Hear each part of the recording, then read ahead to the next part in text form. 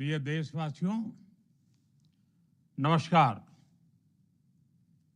हम सभी ने बीते दिनों में देश का सामर्थ्य और उसका संयम दोनों देखा है।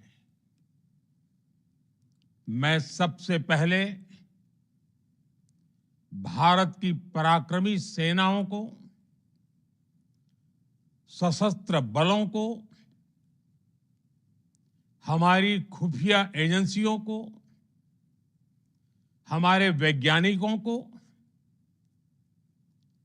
हर भारतवासी की तरफ से सैल्यूट करता हूं। हमारे वीर सैनिकों ने ऑपरेशन सिंदूर के लक्ष्यों की प्राप्ति के लिए असीम शौर्य का प्रदर्शन किया। मैं उनकी वीरता को, उनके साहस को, उनके पराक्रम को आज समर्पित करता हूं हमारे देश की हर माता को, देश की हर बहन को और देश की हर बेटी को ये पराक्रम समर्पित करता हूं। साथियों, 22 अप्रैल को पहलगाम में आतंकवादियों ने जो बर्बरता दिखाई थी, उसने देश और दुनिया को झकझोर दिया था।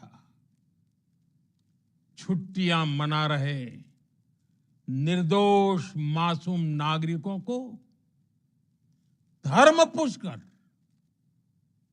उनके परिवार के सामने, उनके बच्चों के सामने बेरहमी से मार डालना, यह आतंक का बहुत विभत्स चेहरा था, क्रूरता थी। ये देश के सद्भाव को तोड़ने की घिनौनी कोशिश भी थी। मेरे लिए व्यक्तिगत रूप से ये पीड़ा बहुत बड़ी थी। इस आतंकी हमले के बाद सारा राष्ट्र, हर नागरिक, हर समाज, हर वर्ग, हर राजनीतिक दल एक स्वर में आतंक के खिलाफ कड़ी कार्रवाई के लिए उठ खड़ा हुआ। हमने आतंकवादियों को मिट्टी में मिलाने के लिए भारत की सेनाओं को पूरी छूट दे दी और आज हर आतंकी, आतंक का हर संगठन जान चुका है कि हमारी बहनों बेटियों के माथे से सिंदूर हटाने का अंजाम क्या होता है। साथियों, ऑपरेशन सिंदूर ये सिर्फ नाम नहीं है, ये देश के कोटि कोटि लोगों की भावनाओं का प्रतिबिंब है। ऑपरेशन सिंदूर न्याय की अखंड प्रतिज्ञा है।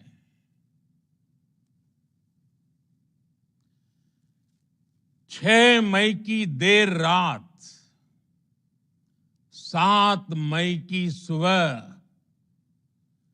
पूरी दुनिया ने इस प्रतिज्ञा को परिणाम में बदलते देखा है। भारत की सेनाओं ने पाकिस्तान में आतंक के ठिकानों पर, उनके ट्रेनिंग सेंटर्स पर सटीक प्रहार किया।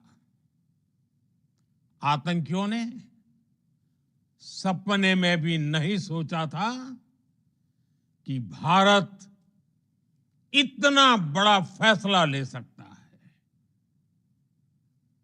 लेकिन जब देश एकजुट होता है, नेशन फर्स्ट की भावना से भरा होता है, राष्ट्र सर्वोपरि होता है, तो फौलादी फैसले लिए जाते हैं, परिणाम लाकर दिखाए जाते हैं। जब पाकिस्तान में आतंक के अड्डों पर भारत की मिसाइलों ने हमला बोला, भारत के ड्रोन्स ने हमला बोला, तो आतंकी संगठनों की इमारतें नहीं, बल्कि उनका हौसला भी थर्रा गया। बहावलपुर और मुरिद के जैसे आतंकी ठिकाने एक प्रकार से ग्लोबल टेररिज्म की यूनिवर्सिटीज रही है।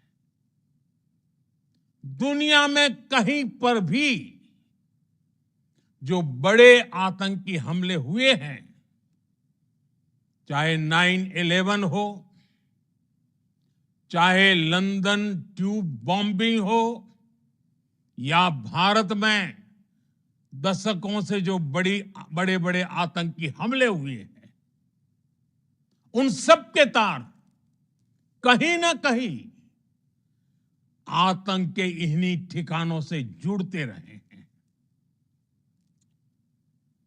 आतंकियों ने हमारी बहनों का सिंदूर उजाड़ा था, इसलिए भारत ने आतंक के ये हेडक्वार्टर्स उजाड़ दिए। भारत के इन हमलों में 100 से अधिक खूंखार आतंकवादियों को मौत के घाट उतारा गया है। आतंक के बहुत सारे आका बीते 2.5-3 दशकों से खुलेआम पाकिस्तान में घूम रहे थे, जो भारत के खिलाफ साजिशें करते थे। उन्हें भारत ने एक झटके में खत्म कर दिया। साथियों, भारत की इस कार्रवाई से पाकिस्तान घोर निराशा में गिर गया था, हताशा में गिर गया था, बौखला गया था। और इसी बौखलाहट में उसने एक और दुस्साहस किया। आतंक पर भारत की कार्रवाई का साथ देने के बजाय पाकिस्तान ने भारत पर ही हमला करना शुरू कर दिया। पाकिस्तान ने हमारे स्कूलों, कॉलेजों को, गुरुद्वारों को, मंदिरों को, सामान्य नागरिकों के घरों को निशाना बनाया। पाकिस्तान ने हमारे सैन्य ठिकानों को निशाना बनाया। लेकिन इसमें भी पाकिस्तान खुद बेनकाब हो गया। दुनिया ने देखा कि कैसे पाकिस्तान के ड्रोन्स, पाकिस्तान की मिसाइलें भारत के सामने तिनके की तरह बिखर गई। भारत के सशक्त एयर डिफेंस सिस्टम ने उन्हें आसमान में ही नष्ट कर दिया। पाकिस्तान की तैयारी सीमा पर वार की थी, लेकिन भारत ने पाकिस्तान के सीने पर वार कर दिया। भारत के ड्रोन्स, भारत की मिसाइलों ने सटीकता के साथ हमला किया। पाकिस्तानी वायुसेना के उन एयरबेस को नुकसान पहुंचाया, जिस पर पाकिस्तान को बहुत घमंड था। भारत ने पहले 3 दिनों में ही पाकिस्तान को इतना तबाह कर दिया जिसका उसे अंदाजा भी नहीं था। इसलिए भारत की आक्रामक कार्रवाई के बाद पाकिस्तान बचने के रास्ते खोजने लगा। पाकिस्तान दुनिया भर में तनाव कम करने के लिए गुहार लगा रहा था और बुरी तरह पीटने के बाद इसी मजबूरी में 10 मई की दोपहर को पाकिस्तानी सेना ने हमारे डीजीएमओ को संपर्क किया। तब तक हम आतंकवाद के इंफ्रास्ट्रक्चर को बड़े पैमाने पर तबाह कर चुके थे। आतंकियों को मौत के घाट उतार दिया गया था। पाकिस्तान के सीने में बसाए गए आतंक के अड्डों को हमने खंडहर बना दिया था। इसलिए जब पाकिस्तान की तरफ से गुहार लगाई गई, पाकिस्तान की तरफ से जब ये कहा गया कि उसकी ओर से आगे कोई आतंकी गतिविधि और सैन्य दुस्साहस नहीं दिखाया जाएगा, तो भारत ने भी उस पर विचार किया। और मैं फिर दोहरा रहा हूं, हमने पाकिस्तान के आतंकी और सैन्य ठिकानों पर अपनी जवाबी कार्रवाई को अभी सिर्फ स्थगित किया है। आने वाले दिनों में हम पाकिस्तान के हर कदम को इस कसौटी पर मापेंगे कि वो क्या रवैया अपनाता है। साथियों, भारत की तीनों सेनाएं, हमारी एयरफोर्स, हमारी आर्मी और हमारी नेवी, हमारी border security force BSF, Bharat के अर्धसैनिक बल लगातार अलर्ट पर है। सर्जिकल स्ट्राइक और एयर स्ट्राइक के बाद अब ऑपरेशन सिंदूर आतंक के खिलाफ भारत की नीति है। ऑपरेशन सिंदूर ने आतंक के खिलाफ लड़ाई में एक नई लकीर खींच दी है। एक नया पैमाना, न्यू नॉर्मल तय कर दिया है। पहला, भारत पर आतंकी हमला हुआ तो मुंह तोड़ जवाब दिया जाएगा। हम अपने तरीके से, अपनी शर्तों पर जवाब देकर रहेंगे। हर उस जगह जाकर कठोर कार्रवाई करेंगे जहां से आतंक की जड़ें निकलती हैं। दूसरा, कोई भी न्यूक्लियर ब्लैकमेल भारत नहीं सहेगा। न्यूक्लियर ब्लैकमेल की आड़ में पनप रहे आतंकी ठिकानों पर भारत सटीक और निर्णायक प्रहार करेगा। तीसरा, हम आतंक की सरपरस्त सरकार और आतंक के आकाओं को अलग अलग नहीं देखेंगे। ऑपरेशन सिंदूर के दौरान दुनिया ने पाकिस्तान का वो घिनौना सच फिर देखा है, जब मारे गए आतंकियों को विदाई देने पाकिस्तानी सेना के बड़े बड़े अफसर उमड़ पड़े। स्टेट स्पॉन्सर्ड टेररिज्म का ये बहुत बड़ा सबूत है।